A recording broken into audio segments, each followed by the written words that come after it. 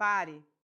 Antes de enviar essa mensagem, antes de ligar mais uma vez, antes de tentar mais uma vez se explicar, justificar o seu valor, fazer com que a outra pessoa enxergue o que está perdendo. Eu preciso que você ouça o que vou dizer agora, porque o que estou prestes a compartilhar é a única coisa que ninguém vai te dizer neste momento.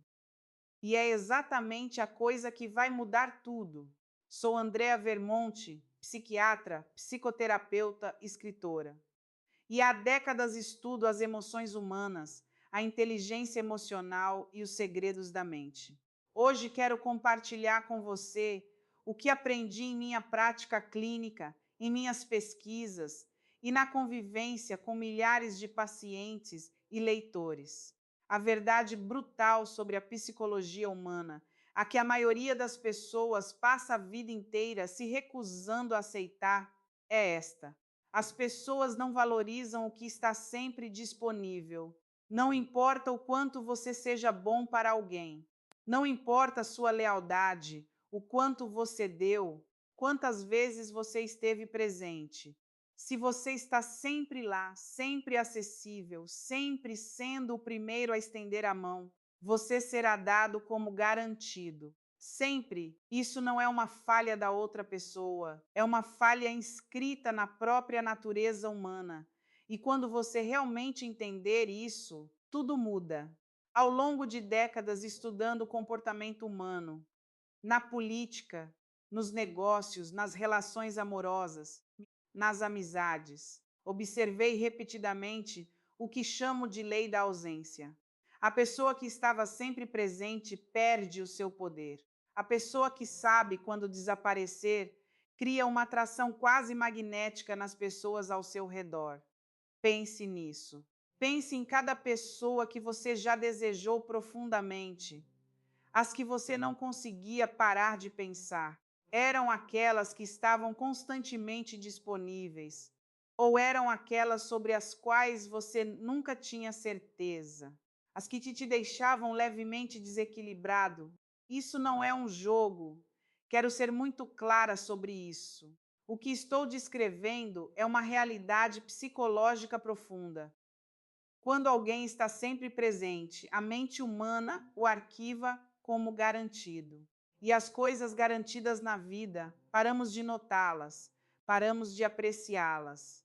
É o mesmo motivo pelo qual você não se maravilha todas as manhãs por ter eletricidade em casa. Simplesmente está lá, torna-se invisível. E aqui está a tragédia. Pessoas boas, leais e amorosas tornam-se invisíveis exatamente para aquelas de quem mais gosta. Não porque fizeram algo errado, mas porque fizeram tudo certo. Elas nunca foram embora. Então, qual é o truque simples? É este: você para de estar disponível. Não por raiva, não como punição, não como um jogo manipulador em que você secretamente espera que a outra pessoa perceba e venha rastejando de volta. Você para de estar disponível porque redireciona essa energia, todo aquele tempo, toda aquela emoção, toda aquela atenção que você vinha depositando em alguém que parou de depositar de volta e redireciona completamente para si mesmo. E veja o que acontece quando você faz isso. Primeiro, há silêncio. E o silêncio parece devastador no início. O seu instinto será quebrá-lo. Não quebre, porque enquanto você está sentado nesse silêncio, algo está acontecendo do outro lado. A mente humana não tolera um ciclo aberto. Quando alguém que estava sempre presente de repente não está mais, o cérebro se fixa nisso. Para aonde foi? O que está fazendo? Está bem? Perdi algo? Essa fixação, essa consciência repentina é o início da restauração do valor. Você não consegue fabricar isso conversando mais, se explicando mais, sendo mais paciente. Só consegue criar através da ausência. Mas aqui está a parte que a maioria das pessoas não percebe. E é aqui que a transformação real acontece. Não se trata da outra pessoa voltar.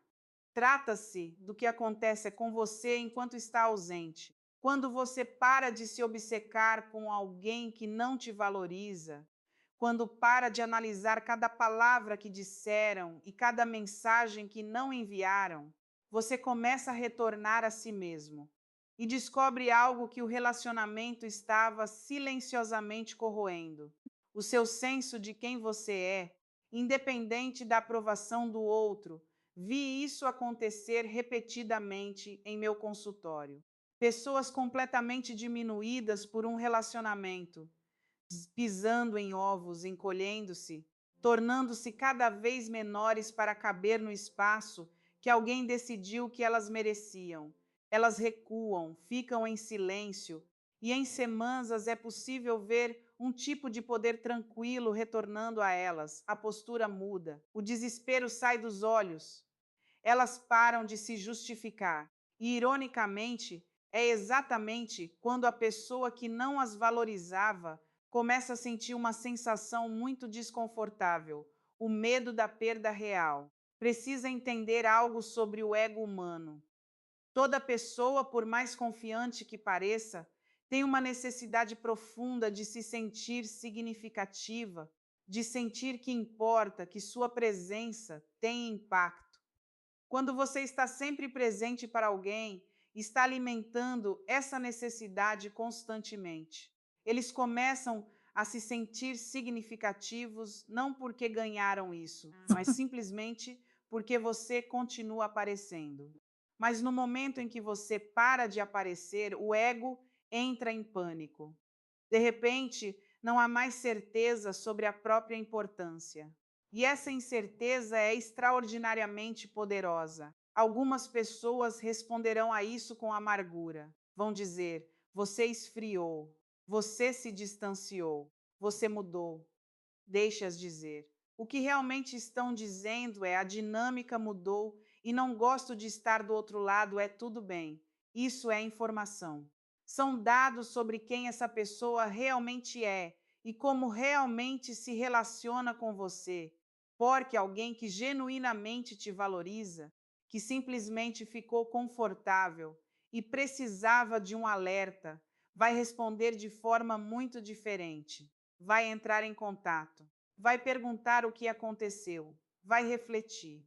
E essa reflexão é onde a mudança real se torna possível. Mas quero ir mais fundo do que a dinâmica do relacionamento, porque honestamente, essa nem é a parte mais importante. A parte mais importante é o que isso te força a enfrentar sobre si mesmo. Por que você estava aceitando a avaliação diminuída de alguém em primeiro lugar? Por que tinha tanto medo do silêncio, tão desesperado para manter a conexão viva, que estava disposto a se encolher para caber no que o outro oferecia? Essa é a pergunta que importa. E a resposta quase sempre remete a algo que estudo há décadas: a maneira como as nossas experiências precoces nos condicionam a buscar certos tipos de validação emocional. Se você cresceu em um ambiente onde o amor era inconsistente, onde tinha que ganhar atenção, onde o afeto vinha e ia de forma imprevisível, o seu sistema nervoso aprendeu a associar essa inconsistência com amor. Aprendeu a encontrar conforto na perseguição, no tentar, no provar o seu valor. É assim, como adulto, você acaba em dinâmicas onde é sempre aquele que trabalha mais, que cuida mais, que teria mais a perder se o relacionamento terminasse. E você chama isso de lealdade, chama de amor, mas grande parte disso é um padrão que você não escolheu, se repetindo repetidas vezes. É por isso que o trabalho real de recuperar seu valor não tem nada a ver com a outra pessoa.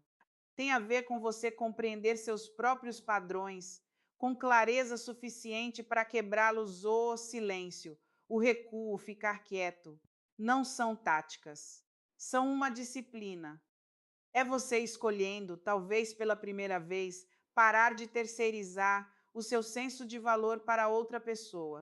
Parar de fazer a opinião do outro o veredicto sobre quem você é. Quando você faz isso, quando genuinamente, não de forma performática, muda sua energia para dentro, começa a construir algo que nenhum relacionamento pode te dar e que nenhum relacionamento pode tirar de você, uma fundação interna. Um núcleo as pessoas sentem isso em você. Muda como você se porta, muda a qualidade da sua atenção, muda o que você está disposto a aceitar e do que está disposto a se afastar. E muda fundamentalmente o tipo de pessoas e o tipo de relacionamentos que se aproximam de você. Então aqui está o truque simples, e quero que você o ouça não como manipulação, mas como restauração de si mesmo. Fique em silêncio. Vá para dentro. Pare de performar o seu valor para alguém que decidiu não enxergá-lo. Não porque quer que eles te persigam, embora isso possa acontecer, mas porque você merece gastar sua energia em algum lugar onde ela cresce, e não onde ela desaparece. As pessoas que voltarem, voltarão porque acordaram.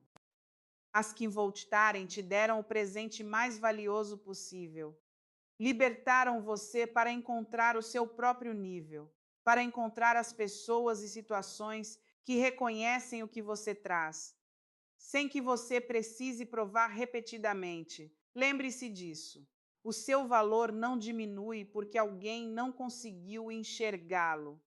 E no momento em que você realmente acreditar nisso, não apenas intelectualmente, mas nos seus ossos, você jamais pedirá um lugar em uma mesa que nunca foi realmente sua. Você simplesmente construirá a sua própria e observará quem vem sentar nela. Você tentou. Ficou quieto, recuou. E agora algo estranho está acontecendo. Eles voltaram, ou não voltaram. E de qualquer forma, você sente algo que não esperava. Não alívio, não vitória. Algo mais perturbador do que isso. Porque aqui está o que ninguém te avisou. No momento em que você para de perseguir alguém, você se depara face a face consigo mesmo. E este é o teste real. Não se eles voltam, mas o que você faz com quem você é quando eles estão ausentes. Disse anteriormente que a ausência cria valor. Isso é verdade. Mas quero ir mais fundo hoje, porque muitas pessoas entendem mal esse princípio e o usam como uma arma, como um movimento calculado em um jogo de xadrez. Ficam quietas por 3 dias, verificam se o outro reagiu e depois voltam com a mesma energia, a mesma carência, os mesmos padrões que criaram o problema em primeiro lugar. E nada muda. O ciclo recomeça e 6 meses depois estão exatamente no mesmo lugar, fazendo exatamente as mesmas perguntas. Por que essa pessoa não me valoriza? Por que sou sempre aquela que se importa mais? Aqui está a resposta. E quero que você sente com ela, porque é desconfortável. O motivo pelo qual o padrão continua se repetindo não é porque você ainda não encontrou o truque certo. É porque você não mudou a coisa fundamental que atrai essa dinâmica para a sua vida. Você continua encontrando a mesma pessoa em corpos diferentes. Os rostos mudam, os nomes mudam, os detalhes mudam, mas a experiência essencial permanece idêntica. E isso não é azar, é um sinal muito alto e muito consistente da sua própria psicologia, dizendo que algo mais profundo precisa ser examinado. Em décadas de prática clínica, observei repetidamente um dos fenômenos mais fascinantes e dolorosos da psicologia humana. Somos inconscientemente impulsionados a recriar as condições emocionais dos nossos primeiros relacionamentos. Não porque gostamos delas, mas porque são familiares. Familiar para o sistema nervoso significa seguro. Mesmo quando algo é doloroso, se for uma dor familiar, o corpo e a mente sabem como navegá-la. Já estiveram aqui antes. Tem um mapa, mas alegria desconhecida, estabilidade desconhecida, amor que vem sem condições, sem drama, sem ameaça constante de retirada, Isso parece perigoso, parece suspeito, parece de alguma forma que não pode ser real. Então o que acontece? Você conhece alguém estável, alguém consistente, alguém genuinamente disponível e interessado. E em vez de relaxar nisso, algo dentro de você começa a recuar.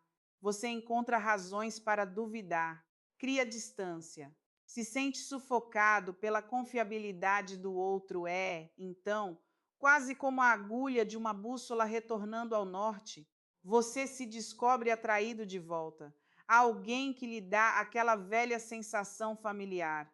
Ter que trabalhar pelo amor, estar levemente desequilibrado, nunca saber exatamente onde está, você chama isso de química, chama de paixão. Mas o que está realmente sentindo é reconhecimento, o reconhecimento de uma ferida. Então, o truque real, a segunda camada, a que vai além da superfície, não é sobre o que você faz com o outro, é sobre se tornar profundamente, sem hesitação, honesto consigo mesmo sobre a história que está contando sobre amor, que você acredita no nível celular que merece, não o que você diz acreditar, não o que conta para os amigos, o que você realmente acredita, revelado pelos padrões de quem você escolhe e por quanto tempo fica. Porque aqui está algo sobre autoestima que ninguém fala com honestidade suficiente. Ela não é um sentimento, é uma prática, é uma decisão diária de agir de acordo com o valor que você diz ter. É a maioria das pessoas inteligentes, reflexivas e capazes, tem uma lacuna catastrófica entre o valor que sabe que tem intelectualmente e o valor que demonstra através das suas escolhas. Elas sabem que merecem mais e então aceitam menos. Repetidamente, e cada vez que fazem isso, cada vez que ignoram o próprio saber, enviam uma mensagem ao próprio sistema nervoso: o meu conhecimento não importa. Os meus limites são negociáveis.